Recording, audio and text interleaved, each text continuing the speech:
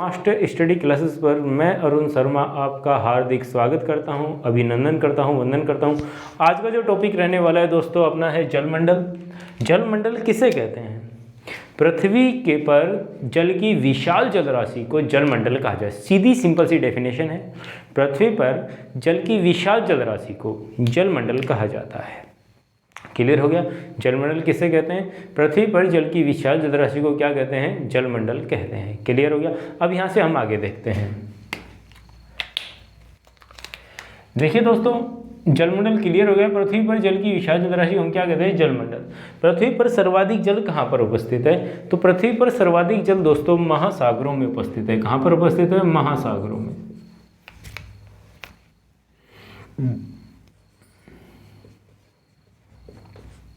पृथ्वी पर सर्वाधिक जल मित्रों कहाँ पर है? महासागरों में उपस्थित है। कहाँ पर उपस्थित है बोलिए? महासागर। पृथ्वी पर सर्वाधिक जल महासागरों में उपस्थित है।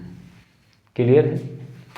पृथ्वी पर सर्वाधिक जल कहाँ पर उपस्थित है? महासागरों में। दोस्तों महासागरीय जल की प्रमुख रूप से दो विशेषताएं होती हैं। एक होती है लवणता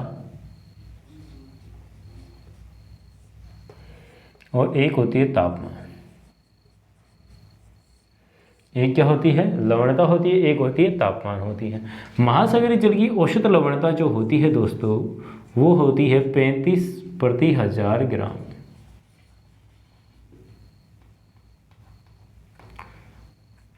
महासागरीय जल की औसत लवणता क्या होती है दोस्तों? 35 प्रति हजार ग्राम होती है। क्या होती है? 35 प्रति हजार ग्राम। और महासागरीय जल का जो तापमान होता है दोस्तों 5 डिग्री सेंटीग्रेड से 33 डिग्री सेंटीग्रेड होता है। 5 डिग्री सेंटीग्रेड से 33 डिग्री सेंटीग्रेड होता है। क्लियर है? महासागरीय जल का तापमान कितना होता है? 5 डिग्री सेंटीग्रेड से 33 डिग्री सेंटीग्रेड तक होता है। क्लियर हो गया होगा? अब हम आगे बढ़ते हैं। देखिए लवणता क्या हो गई? 35 प्रति हजार ग्राम हो गई। और इसका अर्थ होता है, लवणता जो मैंने आपको बताई है 35 प्रति हजार ग्राम, इसका अर्थ मित्रों क्या होता है? 1 किलोग्राम पानी में केवल 35 ग्राम नमक की प्राप्ति होती है। ठीक है? थोड़ा सा समझाने के लिए मैं आपको बता देता हूँ। पृथ्वी पर सबसे खारा स्थान है दोस्तों वोन झील में।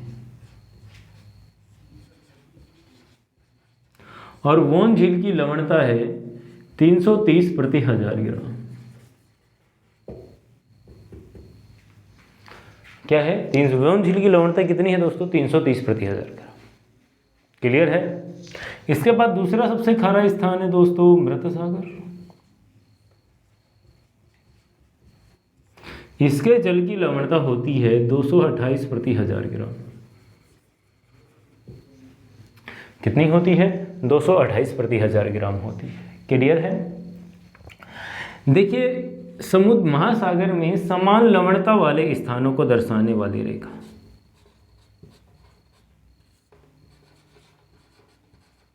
समान लवणता वाले स्थानों को दर्शाने वाली रेखा को दोस्तों कहते हैं समलवण रेखा।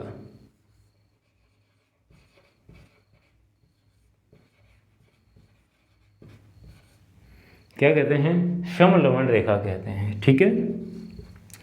समान तापमान वाले स्थानों को दर्शाने वाली रेखा उसे कहते हैं दोस्तों समताप रेखा।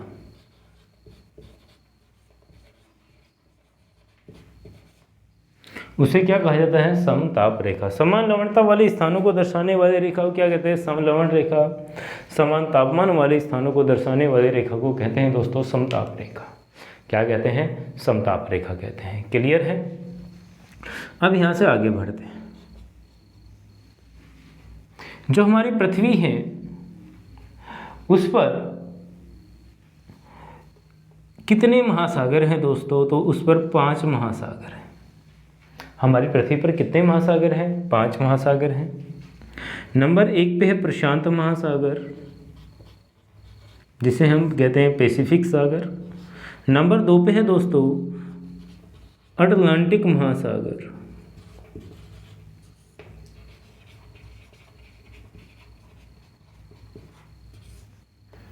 नंबर 3 पे है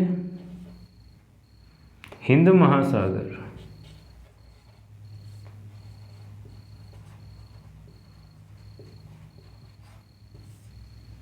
कौन सा है? हिंद महासागर है दोस्तों। नंबर 4 पे है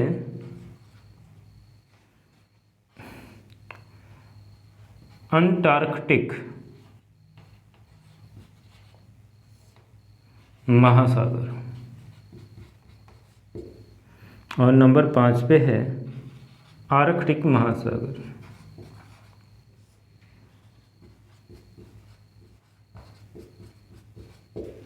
कौन सा है? आर्कटिक महासागर। तो पृथ्वी पर महासागर कितने प्रकार के हो गए? तो दोस्तों पृथ्वी पर महासागर है 5 हैं। सबसे बड़ा एक क्रम से लिखा है, सबसे बड़ा पैसिफिक सागर है जिसे प्रशांत महासागर, अटलांटिक महासागर, इंडियन ओशन जिसे हम हिंद महासागर कहते हैं, अंटार्कटिक महासागर और आर्कटिक महासागर, ये 5 महासागर हो गए। दोस्तों आप स्क्रीनशॉट ले सकते हैं, बिल्कुल सिंपल सी है, कोई दिक्कत वाली बात नहीं है। आगे देखिए,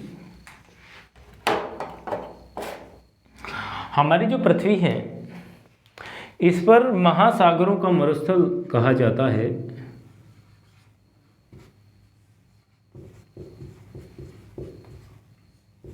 महासागरों का मरुस्थल।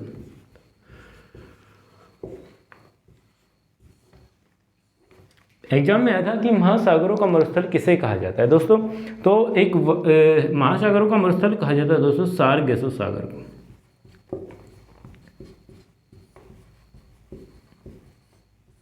महासागरों का मरुस्थल किसे कहा जाता है? सारगेसो सागर को कहा जाता है। किसे कहा जाता है? सारगेसो सागर को कहा जाता है। ये कहाँ पर स्थित है? ये उत्तरी अटलांटिक महासागर में है।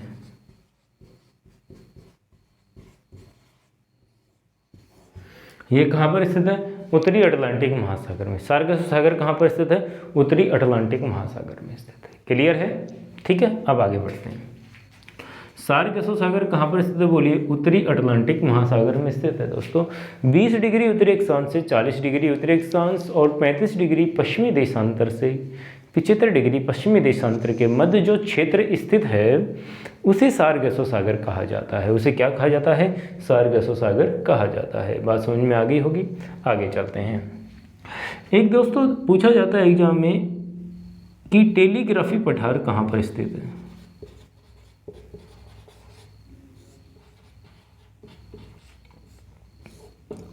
टेलीग्राफी पठार कहाँ पे स्थित है? तो उत्तरी अटलांटिक महासागर जो है 55 डिग्री के आसपास, 55 डिग्री उत्तरी अक्षांश, नॉर्थ लैटिट्यूड 55 डिग्री उत्तरी अक्षांश के आसपास अत्यधिक चौड़ा और फैला हुआ है। अत्यधिक चौड़ा और फैला हुआ है। इसके कारण से इस क्षेत्र को टेलीग्राफी पठार के नाम से जाना जाता है। क्या कहा जाता है? टेलीग्राफी पठार के नाम से दोस्तों जाना जाता है। एक वर्ड उपयोग में लिया जाता है गाइओट।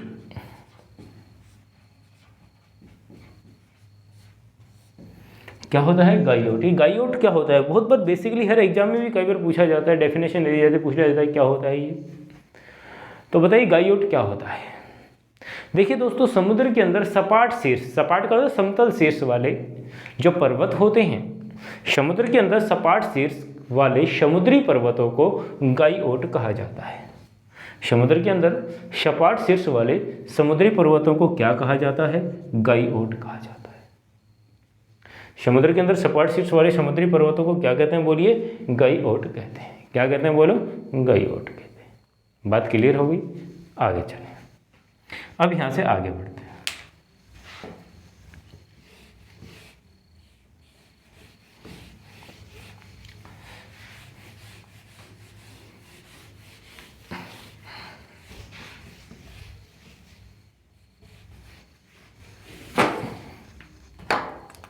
यहाँ से देखिए हम थोड़ा सा आगे बढ़ते हैं दोस्तों। यहाँ तक समझ में आ गया होगा कि समुद्र के अंदर सपाट शीर्ष वाले समुद्री पर्वतों क्या कहते हैं? गाइओट कहते हैं। कई बार एग्जाम में पूछा जाता है कि पृथ्वी पर सर्वाधिक मात्रा में पाया जाने वाला जीव कौन सा होता है? तो दोस्तों पृथ्वी पर सर्वाधिक मात्रा में पाया जाने वाला जीव है मूंगा। क्या है? मूंगा है। ठीक है। ये जो मूंगा होता है ये एक जीव होता है। शंख देखे होंगे दोस्तों आपने, छोटे छोटे शंख होते हैं, बारिश में अपने देहात के अंदर, गांव के अंदर मिल जाते हैं पानी के बहाव के आसपास।